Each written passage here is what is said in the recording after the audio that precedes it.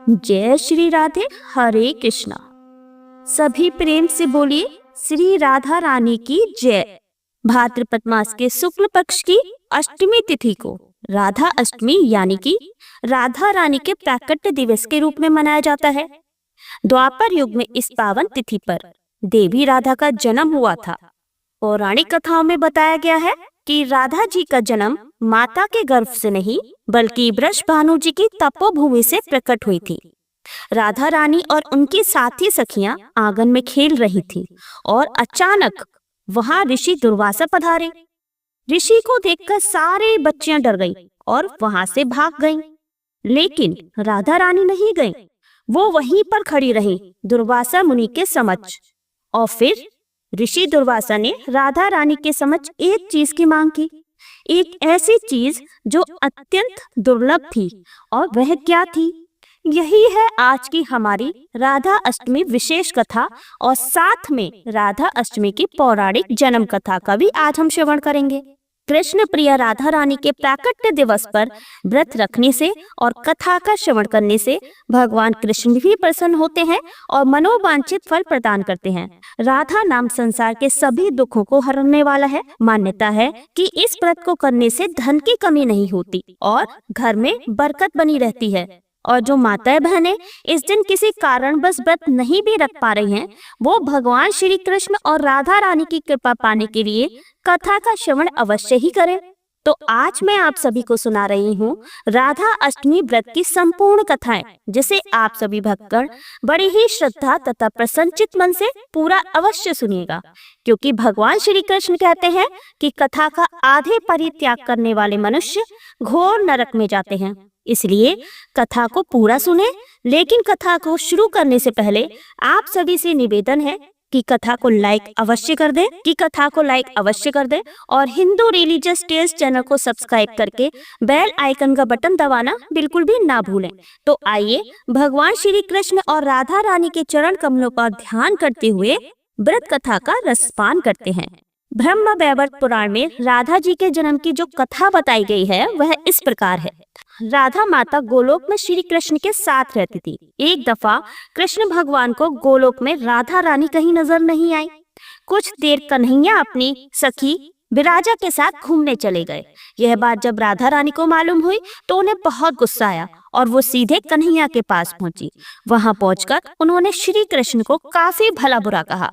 राधा रानी का यह रवैया भगवान श्री कृष्ण के प्यारे मित्र श्री दामा को बिल्कुल भी अच्छा न लगा।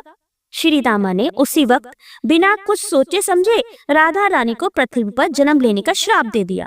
राधा को इतने गुस्से में देखकर कृष्ण भगवान की सखी विराजा भी नदी के रूप में वहां से चली गई। राधा ने श्री दामा से श्राप पाने के बाद उन्हें राक्षस कुल में पैदा होने का श्राप दिया। राधा जी द्वारा दिए गए श्राप की वजह से ही श्री दामा का जन्म शंखचूड़ दानव के रूप में हुआ। आगे चलकर वही दानव भगवान विष्णु का परम भक्त बना। दूसरी तरफ राधा रानी ने पृथ्वी पर वृषभानु के घर पुत्री के रूप में जन्म लिया। राधा रानी का जन्म वृषभानु जी के घर तो हुआ, लेकिन उनकी पत्नी देवी कीर्ति के गर्भ से नहीं।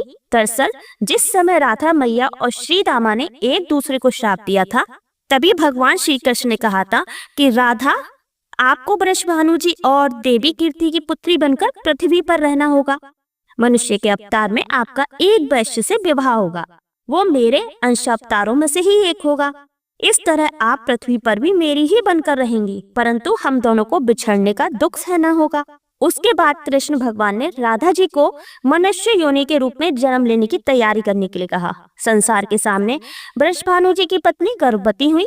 जिस तरह एक बच्चा दुनिया में आता है, ठीक वैसे ही देवी कीर्ति का भी प्रसव हुआ। लेकिन असल में राधा माता का जन्म देवी कीर्ति के गर्भ से नहीं हुआ था।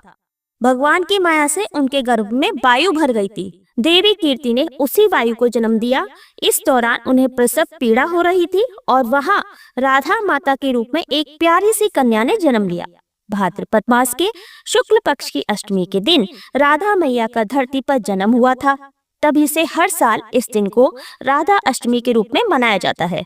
कुछ पौराणिक कथाओं में कहा जाता है कि भगवान विष्णु ने कृष्ण अवतार में जन्म लिया। ठीक उसी तरह उनकी पत्नी लक्ष्मी जी राधा के रूप में पृथ्वी पर आई। ब्रह्म वैवर्त पुराण की माने तो राधा जी श्री कृष्ण की सखी थी और उनका विवाह रापाण या राण नाम के व्यक्ति के साथ संपन्न हुआ था। राधा रानी और उनकी साथी सखियां आंगन में खेल रही थी। अचानक वहां ऋषि दुर्वासा पधारे। ऋषि को देखकर सारी बच्चियां डर गईं और वहां से भाग गईं, लेकिन राधा रानी नहीं गई, वो वहीं पर खड़ी रही दुर्वासा मुनि के समक्ष। और फिर ऋषि दुर्वासा ने राधा रानी के समक्ष एक चीज की मांग की, एक ऐसी चीज जो अत्यंत दुर्लभ थी। और वह क्या थी, चलिए कथा के माध्यम से जानते हैं। एक दिन प्रातः काल का समय था और स्थान था बरसाना में महाराज वृषभानु का आंगन। चारों ओर शुद्ध और पवित्र वातावरण था। पक्षी चहचहा रहे थे। गायों का झुंड गोवर्धन की ओर जाने की तैयारी कर रहा था और गांव की सभी गोपियां अपने अपने घर में काम में व्यस्त थीं। ऐसे समय में एकदम नन्ही सी राधा रानी अपनी सखियों के साथ आंगन में खेल रही थी। और यह खेल भी कोई साधारण खेल नहीं था। उन्होंने मिट्टी से श्री कृष्ण की एक सुंदर मूर्ति बनाई थी और कृष्ण के लिए वे भोजन बना रही थी। अब ऐसे समय में अचानक ऋषि दुर्वासा प्रकट हुए। अब आप तो जानते हैं कि ऋषि दुर्वासा तीनों लोकों में अपने क्रोध के लिए कितने प्रसिद्ध हैं। उनकी सेवा करके उन्हें प्रसन्न करना तो दूर की बात है, लेकिन उनके सामने भी खड़े रहना पड़े तो लोग भय के मारे कांपने लग जाते हैं। तो बस यह बात है। राधा रानी और उनकी सखियां भी यह बात जानती थी। तो जैसे ही उन्होंने ऋषि दुर्वासा को देखा तो सारी सखियां वहां से भाग गईं, लेकिन राधा रानी उसी स्थान पर खड़ी रहीं। उनके शरीर के दिव्य आभा को देखकर दुर्वासा मुनि समझ गए, यह कोई साधारण कन्या नहीं, यह स्वयं वृंदावनेश्वरी श्री राधा रानी है। उन्होंने मनी मन उन्हें प्रणाम किया और फिर राधा रानी से कहा, हे राधा रानी, प्रिय नंदिनी, मुझे अत्यंत भूख लगी है, क्या आप मुझे थोड़ा खीर प्रसाद दे सकती हैं? राधा रानी ने कहा, प्रणाम ऋषिवर, मैं अवश्य ही आपके लिए खीर प्रसाद लेकर आती हूँ। आइए कृपया आसन ग्रहण कीजिए। यह कहकर राधा रानी अपनी माता कीर्तिका के पास गईं और उनसे कहा, मैया मैया, हमारे घर में महान ऋषि दुर्वासा पधारे हैं और वह मेरे हाथों से बनी हुई खीर खाना चाहते हैं। यह सुनकर माता कीर्तिदा अत्यंत प्रसन्न हो गई। उन्होंने राधा रानी से कहा, पुत्री, यह तो हमारे लिए अत्यंत सौभाग्य की बात है, अवश्य ही तुम्हें उनको खीर प्रसाद खिलाना चाहिए। अपनी माता की आज्ञा पाते ही राधा रानी प्रसन्नता पूर्वक खीर बनाने की सामग्री इकट्ठा करने लगी। उन्होंने सुगंधित चावल लिए, श्रेष्ठ गाय का दूध लिया और चीनी ली और फिर चूल्हे के पास बैठ गई। खीर बनाने के लिए कुछ ही समय में उन्होंने स्वादिष्ट सुगंधीदार खीर तैयार कर ली। राधा रानी पहुंच गई दुर्वासा मुनि के पास एक पात्र में खीर लेकर। उन्होंने दुर्वासा मुनि को खीर परोसी और जैसे ही ऋषि ने उस खीर का स्वादन किया तो उन्हें एक दिव्यता का अनुभव हुआ। ऐसा स्वाद उन्होंने आज तक अपने जीवन काल में कभी नहीं चखा। उन्होंने अपने मन की संतुष्टि तक उस खीर का रसपान किया। इस प्रकार राधा रानी से अत्यंत प्रसन्न होकर दुर्वासा मुनि ने कहा, हे राधिके, मैं आपके आतिथ्य सत्कार से अत्यंत प्रसन्न हूँ।